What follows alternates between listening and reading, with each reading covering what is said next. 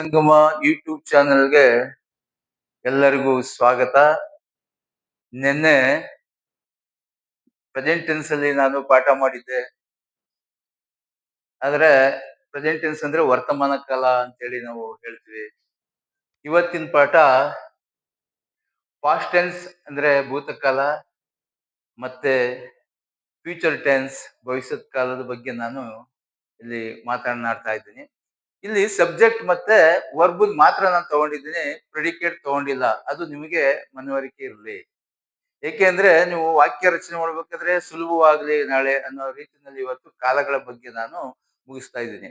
ಕಾಲಗಳು ಏನಕ್ಕೆ ತಗೊಂಡೆ ಅಂದ್ರೆ ನಿಮಗೆ ನಾನು ಮೇನ್ ವರ್ಬ್ ಅಂದ್ರೆ ಆರ್ಡಿನರಿ ವರ್ಬ್ ಬಗ್ಗೆ ಮಾತಾಡಿದ್ದೆ, ಮತ್ತೆ ಆಕ್ಸಿಲರಿ ವರ್ಬ್ ಬಗ್ಗೆ ಮಾತಾಡಿದ್ದೆ. ಆಕ್ಸಿಲರಿ ವರ್ಬ್ ಬಗ್ಗೆ ಹೇಳ್ಬೇಕಾದ್ರೆ ಇದನ್ನ ಮುಗಿಸ್ಕೊಂಡು ಬಂದ್ರೆ ಆಕ್ಸಿಲರಿ ವರ್ಬ್ ಹಿಂದೆನೆ ಬರ್ತದೆ ಇವಾಗ. ನೆಕ್ಸ್ಟ್ ಅದನ್ನ ಹೇಳ್ಬೇಕಾದ ಕಾರಣದಿಂದ ನಾನೀಗ ತಗೊಂಡಿದ್ದೀನಿ. ಇಲ್ಲಿ ಸಿಂಗ್ಯುಲರ್ ನಂಬರ್ ಅಂದ್ರೆ ಏಕವಚನ, ಪ್ಲೂರಲ್ ನಂಬರ್ ಅಂದ್ರೆ ಬಹುವಚನ ಅಂತೇಳಿ ಇಲ್ಲಿ ಫಸ್ಟ್ ಪರ್ಸನ್ ತಗೊಂಡಿದ್ದೀನಿ. ಐ ರೋಟ್ ಯಾವ ಕಾಲದಲ್ಲಿ ನೀವು ನೋಡ್ಕೊಬಹುದು, ಪಾಸ್ಟ್ ಟೆನ್ಸ್ ಅಂತೇಳಿ ಭೂತಕಾಲದಲ್ಲಿ ತಗೊಂಡಿದ್ದೀನಿ. ಸೆಕೆಂಡ್ ಪರ್ಸನ್ ಅಲ್ಲಿ ಯು ರೋಟ್, ಥರ್ಡ್ ಪರ್ಸನ್ ಈ ರೋಟ್. ಇಲ್ಲಿ ಏಕವಚನ ಆಯ್ತು, ಇಲ್ಲಿ ಬಹುವಚನಕ್ಕೆ ಬರ್ತಾ ಇದ್ದೀನಿ. ಇಲ್ಲಿ ಪ್ಲೂರಲ್ ನಂಬರ್ಗೆ we wrote, you wrote, they wrote. ಇಲ್ಲೇನ್ ಚೇಂಜ್ ಆಗಲಿಲ್ಲ ಅಂತ ನಿಮ್ಗೆ ಗೊತ್ತಾಗ್ತದೆ ಇಲ್ಲಿ.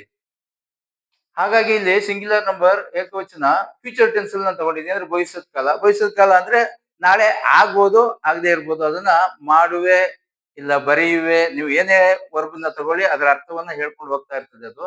ಇಲ್ಲಿ ಫ್ಯೂಚರ್ ಟೆನ್ಸ್ ಬಗ್ಗೆ ಮಾತಾಡ್ತಾ ಇದ್ದೀನಿ. First person I shall write, I will write ಅಂತ ಹೇಳ್ಬೋದು. ಸೆಕೆಂಡ್ ಪರ್ಸನ್ ಅಲ್ಲಿ you will write, third person ಅಲ್ಲಿ ಹಿ ವಿಲ್ ರೈಟ್ ಅಂತೇಳಿ. ಈ ಪ್ಲೂರಲ್ ನಂಬರ್ ಬರ್ತಾ ಇದ್ದೀನಿ ಫ್ಯೂಚರ್ ಟೆನ್ಸ್ ಅಲ್ಲಿ.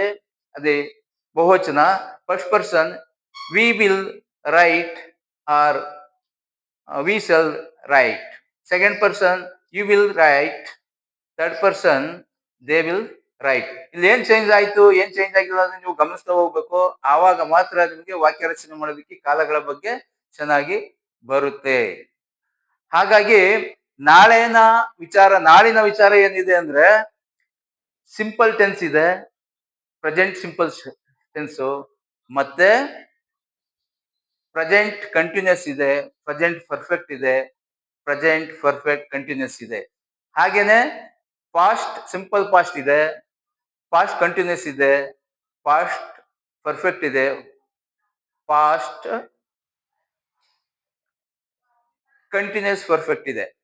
ಹೀಗೆ ಫ್ಯೂಚರ್ ಅದೇ ರೀತಿ ಹೋಗ್ತಾ ಇರ್ತದೆ. ಅದನ್ನ ಮುಗಿಸಿದ್ರೆ ಕಾಲಗಳ ಬಗ್ಗೆ ನಿಮ್ಗೆ ಕಂಪ್ಲೀಟ್ ಆಯ್ತದೆ. ನೆಕ್ಸ್ಟ್ ಇದನ್ನ ಕಲ್ತ್ಕೊಂಡ್ರೆ ನಿಮ್ಗೆ ವಾಕ್ಯ ರಚನೆ ಹೇಗ್ ಹೋಗ್ತದೆ ಅನ್ನೋದು ನಿಮ್ಗೆ ಇನ್ನು ತುಂಬಾ ಇರೋದ್ರಿಂದ ನಾನು ಬೇಗ ಇದನ್ನ ಟೆನ್ಸಸ್ ನ ಮುಗಿಸ್ತೀನಿ.